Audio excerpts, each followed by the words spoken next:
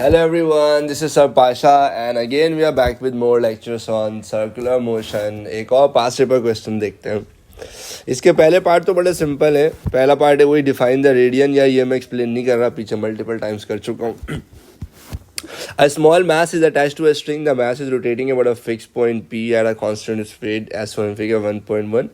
Explain what is meant by the angular speed about point P of the mass. तो angular speed क्या है? देखो, in general angular speed हम देख चुके हैं. This is angular displacement covered per unit time.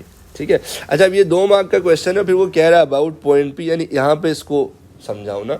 तो ये आपका है रेडियस, ठीक है, या ये आपकी स्ट्रिंग. तो थोड़ी देर बाद लेट्स से ये यहाँ पर आ जाती है ना, तो इसने कितना एंगल कवर किया कितने टाइम में, ऐसा ही है ना. That is angular speed. तो इसको आप पूरा कर दो per unit time by the string. ठीक है. कहीं आपको पास्ट पेपर्स में कहीं आपको लाइक मार्किंग स्कीम में लिखा हुआ होगा स्वेप्ड बाय द रेडियस, तो वो भी यही होता है यार. ये आपका मिसाल के तौर पर स्ट्रिंग है ना, तो यही आपका रेडियस भी है ना. तो इसने कितना, इस रेडियस ने कितना एंगल स्वेप किया फ्रॉम द सेंटर या about this point P per unit time, ये आपकी एंगुलर स्पीड हो जाएगी. तो which is omega equal theta upon T. सही है जी. अच्छा, अब आगे बढ़ते हैं इस क्वेश्चन की तरफ, और इस क्वेश्चन में क्या चल रहा है आइए ज़रा समझने की कोशिश करते हैं. तो a flat plate is free to rotate about a vertical axis through its centre as shown in figure 1.2. ठीक है भाई, ये एक फ्लैट सर्कुलर डिस्क है. यहाँ पे एक मास है जो कि लाइक घूम रहा है. अ मास m is placed on the plate at a distance d from the axis of rotation. तो ये इसका एक्सिस है रोटेशन का, इसके अराउंड ये घूम रहा है. और एक मास है ये एट अ डिस्टेंस d, जिसको आप सर्कुलर पाथ का रेडियस भी ले सकते हैं, वो उसके साथ साथ घूम रहा है. The speed of the plate is gradually increase from 0 until the mass is seen to slide off the plate. जब आप स्पीड, अब यहाँ पे पहले आप समझ लो कि यार जो फ्रिक्शन है ना, that is providing the centripetal force. ये जो फ्रिक्शन यहाँ पे एक्ट करेगी ना, वो सेंट्रीपिटल फोर्स प्रोवाइड करेगी. आप स्पीड बढ़ाते जाओगे, रिक्वायर्ड सेंट्रीपिटल फोर्स बढ़ती जाएगी. एक पॉइंट आएगा कि भाई फ्रिक्शन की एक लिमिट है.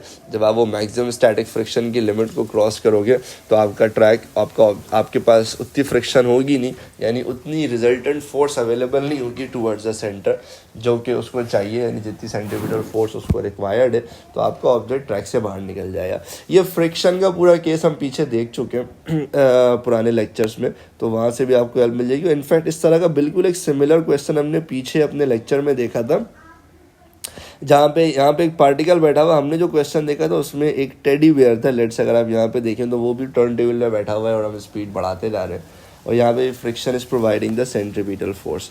तो पुराने लेक्चर से आपको काफ़ी हेल्प मिल जाएगी इस पास्ट पेपर क्वेश्चन की अंडरस्टैंडिंग में. तो मेरा ये मानना है कि क्वेश्चन इतना ज़्यादा मुश्किल है नहीं, but still let's solve this question. तो अब क्वेश्चन ये है कि भाई जो मैक्सिमम फ्रिक्शन है ना, वो आपको गिवन है 0.72 टाइम्स वेट W के ना, where W is the weight of the mass. आपको डिस्टेंस D दिया हुआ है 35 centimetre, which is actually the radius. फिर कहता है determine the maximum number of revolution per minute. Revolution per minute का मतलब ये एक तरीका है एंगुलर स्पीड पूछने का, ओमेगा पूछने का. वैसे ओमेगा की यूनिट रेडियन पर सेकंड्स होती है, बट उनका दिल चाह रहा है रेवोल्यूशन पर मिनट में पूछने का, तो वो पूछ सकते हैं. हमने पीछे इसकी कन्वर्जन्स भी देखी हैं लेक्चर्स में ना. For the mass m to remain on the plate. ठीक है. तो हमें चाहिए, क्या चाहिए, हमें चाहिए रेवोल्यूशंस पर मिनट, यानी हमें ओमेगा चाहिए. हमारा force, centripetal force towards the centre जा रहा है, ये हमारा फ्रिक्शन है. अच्छा, मैक्सिमम नंबर ऑफ रेवोल्यूशन का मतलब मैक्सिमम स्पीड पे निकालो, यानी जबकि ऑब्जेक्ट सर्कुलर पाथ पे, तो उस वक्त मैक्सिमम फ्रिक्शन आप यूज़ करोगे. तो आपके पास जो मैक्सिमम फ्रिक्शन की इक्वेशन है वो 0.72 टाइम्स वेट है. तो ऐसा जिस क्वेश्चन में कोई खास ट्रिकी पार्ट नहीं है. आपका जो सेंट्रीपिटल फोर्स है ना, लाइक जो 0.72 टाइम्स W जो आपका फ्रिक्शन है, डैट इज जो सेंट्रीपिटल फोर्स ना, तो आप इसको सेंट्रीपिटल फोर्स अज्यूम कर सकते हो. तो आप इसकी जगह लिख सकते हो mr ओमेगा स्क्वायर, और ये बराबर है 0.72 टाइम्स वेट के. Weight is equal to mg. यहाँ से मास कैंसिल हो जाएगा, आपको ओमेगा चाहिए ना, तो लाइक ओमेगा स्क्वायर बराबर हो जाएगा 0.72 इंटू जी की वैल्यू 9.81 है. ये रेडियस यहाँ मल्टीप्लाई हो रहा है, इस तरफ आके डिवाइड हो जाएगा. ठीक है. तो ये रेडियस यहाँ मल्टीप्लाई होता है ना, ये इस तरफ आके डिवाइड हो जाएगा. रेडियस इज 35 सेंटीमीटर, जो आप यहाँ पे देख सकते हैं, विच इज़ D. तो ये 35 सेंटीमीटर, इसको आप 100 से डिवाइड कर दो या 10 के पावर -2 से मल्टीप्लाई कर दो, ताकि ये सेंटीमीटर से मीटर में कन्वर्ट हो जाए। अब ये ओमेगा स्क्वायर है ना, मैं अगर ये स्क्वायर हटाना चाहूँ तो मैं यहाँ पे रूट लगा दूंगा, तो यहाँ से मुझे ओमेगा की वैल्यू मिल जाएगी 4.49। बट मैंने सारी चीज़ें ऐसा यूनिट में पुट की है ना, रेडियस बी और हर चीज़, तो ऑब्वियसली फिर मेरा जो एंगुलर स्पीड आएगा वो भी ऐसा यूनिट में ही आएगा, विच इज़ रेडियंस पर सेकेंड्स।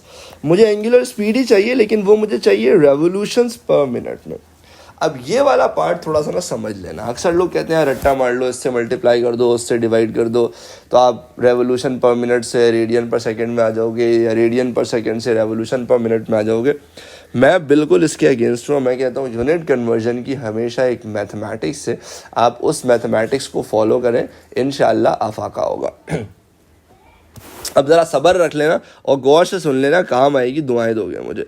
भाई देखो मेरी ख्वाहिश क्या है, मेरी ख्वाहिश ये है कि ये रेडियन पर सेकंड से रेवोल्यूशन पर मिनट आ जाए। यही मेरी ख्वाहिश है ना, यही मेरी सादगी है, यही मैं चाहता हूँ कि ये रेडियन की जगह रेवोल्यूशन आ जाए और सेकंड की जगह मिनट आ जाए। अब ऐसा तो नहीं है ना कि मैं इसको बस मिटा के रेवोल्यूशन पर मिनट लिख दूँ। I need to make sure कि एक्सप्रेशन में कोई फ़र्क भी ना पड़े और ये रेडियन पर सेकेंड से रेवोल्यूशन पर मिनट हो जाए। अब उसके लिए मैं क्या करूँगा ज़रा देखना भाई, ज़रा इस साइड ऑफ द बोर्ड पे गौर कीजिएगा। एक रेवोल्यूशन 2 पाई रेडियंस होता है, सब मानते हो ना। एक रेवोल्यूशन पूरा एक सर्किल आप कवर कर लेते हो 360 डिग्रीज, जिसको रेडियंस में आप 2 पाई रेडियंस कह सकते हो। अच्छा, अगर ये 2 पाई यहाँ डिवाइड हो रहा है, दूसरी तरफ लेफ्ट साइड पे जाके मल्टीप्लाई, ये 2 पाई यहाँ मल्टीप्लाई हो रहा है, लेफ्ट हैंड साइड पे जाके डिवाइड हो जाएगा, तो 1/2 पाई रेवोल्यूशन बराबर है एक रेडियंस के या रेडियन के। ठीक है, तो एक रेडियन या सिर्फ रेडियन किसके बराबर होता है? 1/2 पाई रेवोल्यूशंस के। सही, अभी देखते रहना। अच्छा, ये तो जानते हो ना भाई, एक मिनट में 60 सेकंड्स होते हैं, तो 1 मिनट इज 60 सेकंड्स।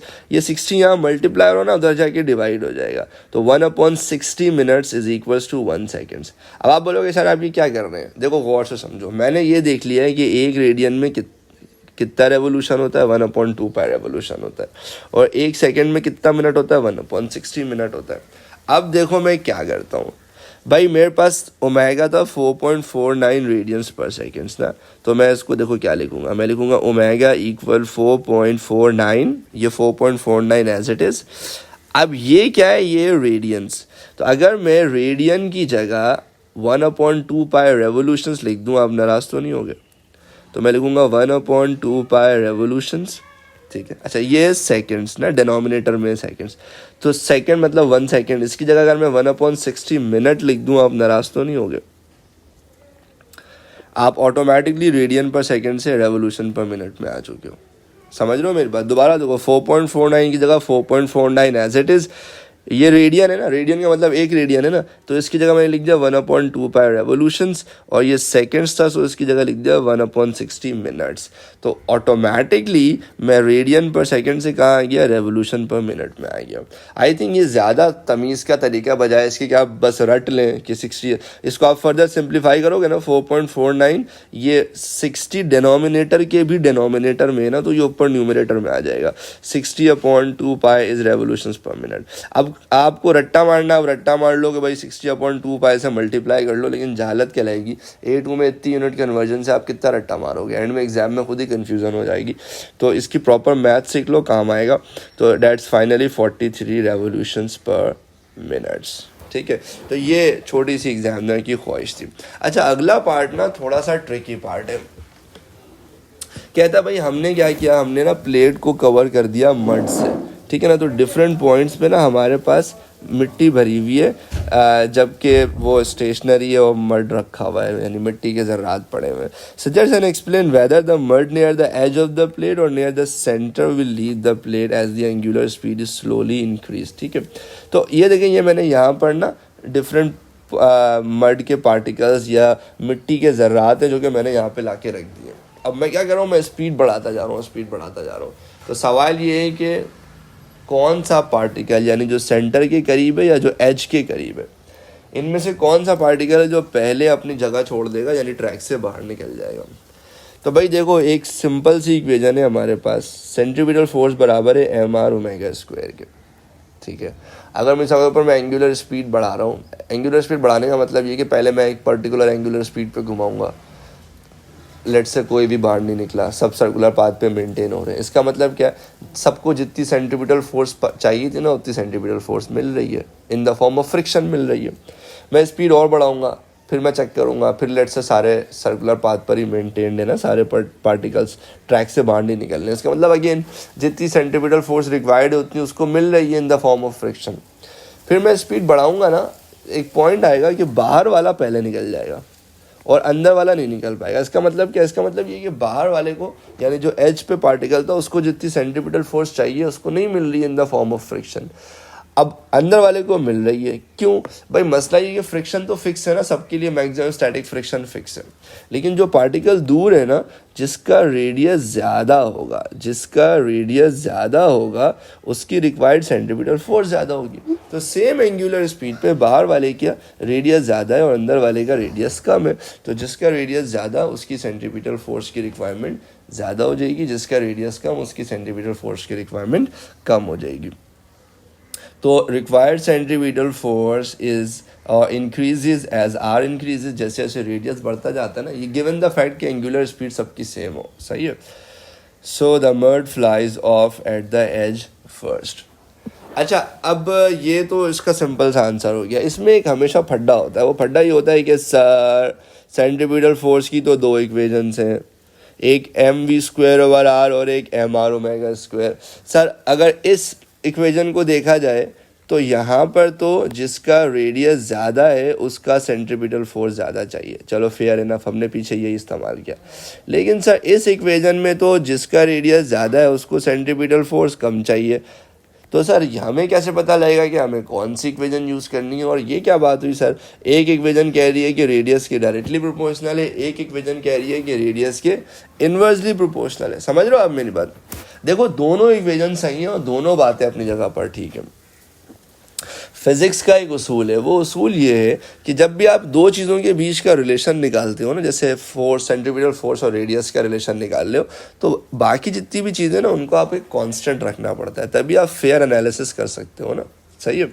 तो जब आप मिसाल के तौर पर आप कोई भी एक कंपैरिजन कर रहे हो, ठीक है ना, दो पार्टिकल्स हैं, ठीक है ना, एक ए और एक बी, ठीक है, और लेट्स से दोनों सेम स्पीड से मूव कर रहे हैं, तो ऑब्वियस सी बात है, यानी आपने मास और स्पीड दोनों का सेम रखा हुआ है, तो यहाँ पे बिल्कुल सही है भाई कि जिसका रेडियस ज़्यादा होगा ना उसको कम सेंट्रीपिटल फोर्स चाहिए होगी, और जिसका रेडियस कम होगा उसको ज़्यादा सेंट्रीपिटल फोर्स चाहिए होगी, बिकॉज इनका इन्वर्स रिलेशन है। तो यहाँ पर ए का रेडियस कम है ना, तो A requires greater centripetal force and vice versa. I totally agree with this, but इसमें शर्त ये है कि दोनों की स्पीड सेम होनी चाहिए, ठीक है। अच्छा, अब आप इधर आ जाओ, इस केस में हो। इस केस में मिसाल के तौर पर मेरे पास दो पार्टिकल्स हैं और दोनों की, अब मैं इस इक्वेशन की बात करूंगा तो मुझे एंगुलर स्पीड सेम करनी पड़ेगी। एंगुलर स्पीड सेम करने का मतलब टाइम पीरियड सेम करना पड़ेगा, यानी जितनी देर में ये अपना सर्किल कंप्लीट कर रहा है ना उतनी देर में ये भी अपना सर्किल कंप्लीट कर रहा है। अब ऑब्वियस सी बात है यार, मिसाल के तौर पर अगर दोनों सेम एंगुलर स्पीड के साथ मूव कर रहे हैं, सही है, तो थोड़ी देर के बाद पॉइंट ए यहाँ पर आ जाएगा, पॉइंट बी यहाँ पर आ जाएगा, ठीक है ना। तो ये हमने पीछे भी डिस्कशन किया हुआ था कि बड़े सर्किल पे अगर एंगुलर स्पीड सेम है, अगर एंगुलर स्पीड सेम है तो ऑटोमेटिकली यार इसकी स्पीड बढ़ गई है ना, यानी बी ज़्यादा डिस्टेंस कवर कर रहा है गिवन टाइम में एज कम्पेयर टू ए। पीछे हमने इसके ऊपर पूरा लेक्चर रखा था एंगुलर स्पीड के डिस्कशन में, वो ज़रूर देख लेना, तुम्हें सारी चीज़ें रिकॉल हो जाएंगी। तो भाई अगर आपका एंगुलर स्पीड सेम है, यानी टाइम पीरियड सेम है, जितनी देर में ये अपना सर्किल कंप्लीट कर रहा है उतनी देर में ये भी अपना सर्किल कंप्लीट कर रहा है, तो ऑटोमेटिकली भाई बड़ा वाला जो रेडियस फॉलो कर रहा होगा ना उसकी स्पीड ज़्यादा हो जाएगी, उसको तेज़ भागना पड़ेगा ना, तभी तो वो इतना बड़ा सर्किल कंप्लीट करेगा एज़ कम्पेयर टू ए। ये तो स्लो मूव कर रहा होगा, लीनियर स्पीड तो इसकी कम होगी ना, तभी तो जाके ये उतने ही टाइम में अपना सर्किल कंप्लीट कर लेगा। तो अगर दोनों की एंगुलर स्पीड सेम है तो ऑटोमेटिकली बड़े रेडियस पे लीनियर स्पीड ज़्यादा हो जाएगी, और that pretty much make sense कि जिसका रेडियस ज़्यादा होगा उसको सेंट्रीपिटल फोर्स ज़्यादा रिक्वायर्ड होगी। तो इन दोनों इक्वेशंस की अपनी अपनी सिग्निफिकेंस है, दोनों अपनी अपनी जगह पर ठीक है। अगर आपने लीनियर स्पीड कांस्टेंट रखी हुई है ना तो फिर ठीक है, जिसका रेडियस ज़्यादा उसकी सेंट्रीपिटल फोर्स कम हो जाएगी, जिसका रेडियस ज़्यादा उसकी सेंट्रीपिटल फोर्स कम हो जाएगी एंड वाइस वर्सा। और अगर आपने दो पार्टिकल्स की एंगुलर स्पीड सेम रखी हुई है तो फिर जिसका रेडियस ज़्यादा उसकी रिक्वायर्ड सेंट्रीपिटल फोर्स ज़्यादा, क्योंकि ऑटोमेटिकली रेडियस बढ़ा देने से सेम लीनियर स्पीड पे, सेम एंगुलर स्पीड पे रेडियस बढ़ा देने से लीनियर स्पीड ऑटोमेटिकली बढ़ जाती है। तो डेट्स फेयर इनफ कि ज़्यादा रेडियस पे ज़्यादा सेंट्रीपिटल फोर्स रिक्वायर्ड होगी।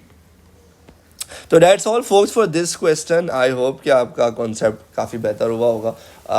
हमें कमेंट सेक्शन में ज़रूर बताएं how helpful these lectures were, and कोई चीज़ समझ ना आए तो फील फ्री टू आस्क। आपने बहुत ख्याल रखिएगा। अल्लाह हाफिज़।